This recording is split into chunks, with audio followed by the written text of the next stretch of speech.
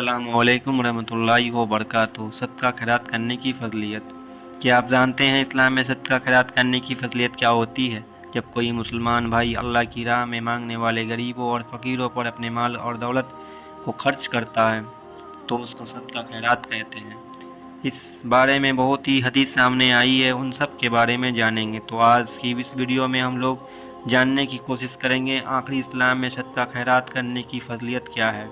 सदका किसे कहते हैं? सदका ऐसी चीज़ है जिसकी वजह से आदमी की परेशानी दूर होती है, मुसीबत ख़त्म होती है। सबसे बेहतर सदका माल का होता है।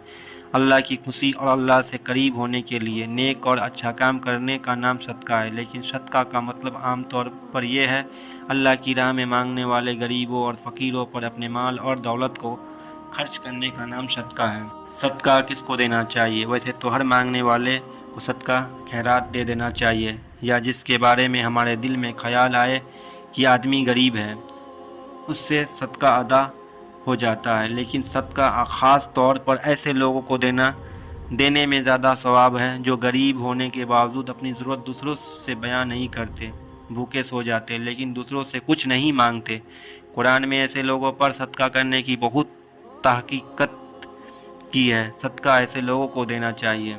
सदका करने का तरीका। सदका का सही तरीका यह है कि जिसको सदका दिया जा रहा है उसको बिना बताए हुए चुपके से उसके हाथ में थमा दिया जाए, या उसके जिस चीज़ की ज़रूरत हो उसे वहाँ सामने खरीद के दे दिया जाए। सदका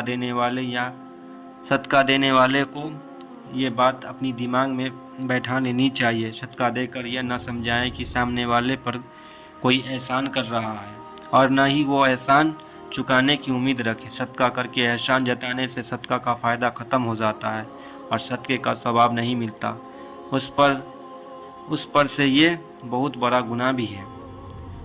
कुरान में सदक़े की फ़ज़ीलत। आयत नंबर 262 में अल्लाह ताला कहते हैं कि जो लोग अपने माल और दौलत को अल्लाह के रास्ते में खर्च करने के एहसान नहीं बताते उनके लिए अल्लाह ताला के नज़दीक बहुत बड़ा हज रहो सवाब और कल क़यामत के दिन उन लोगों पर कोई खौफ नहीं होगा और न ही लोगों को परेशान होंगे। अल्लाह की राह में खर्च करना बड़े सवाब का काम है। जो लोग अल्लाह की राह में अपनी दौलत खर्च करते हैं अल्लाह ऐसे लोगों पर बहुत पसंद करता है।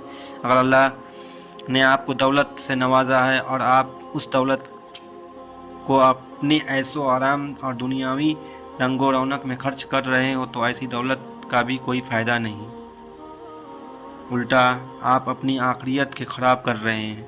अपनी आखिरत सुधारने के लिए हम सब को चाहिए कि हम अपनी दौलत अल्लाह की राह में खर्च करें, यानी कि ज़कात खैरात सदक़े में खर्चा करें।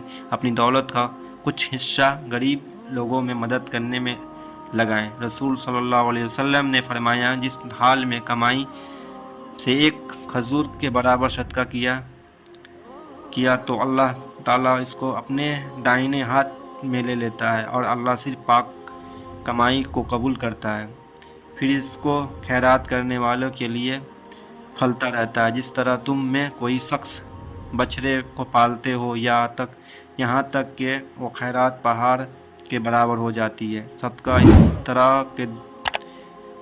इस तरह दो के हाथ से दो हाथ दूसरे हाथ को खबर न हो।